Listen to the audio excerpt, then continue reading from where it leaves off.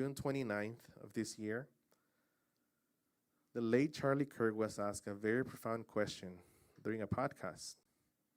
If everything completely goes away, if you could be associated with one thing, how would you want to be remembered? His answer was simple, but very powerful. I want to be remembered for courage for my faith. That would be the most important thing. The most important thing in my life is my faith.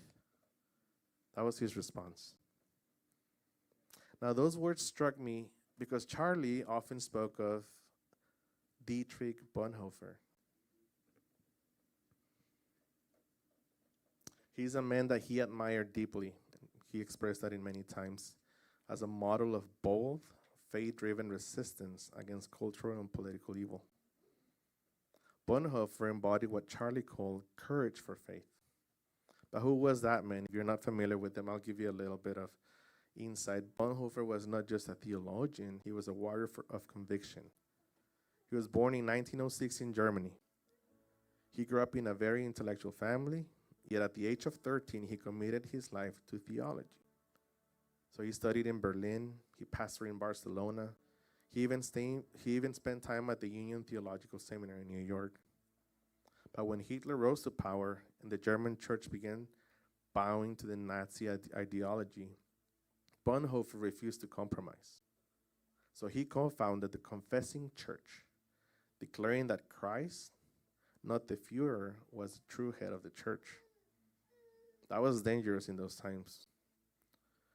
He wrote something called The Cost of Discipleship, where he famously said, when Christ calls a man, he bids him come and die. And Bonhoeffer lived those words himself. He opposed the persecution of the Jews. He helped smuggle them to safety and even joined resistance efforts to stop Hitler. He was arrested in 1943. And he wrote some of the most profound letters from prison. Words that still challenge us today. On April 9th of 1945, just weeks before the liberation of the Allies, Bonhoeffer was executed. And his last words were this: "This is the end for me, but the beginning of life." You see, Charlie Kirk admired Bonhoeffer because both men share a conviction. Faith must be courageous.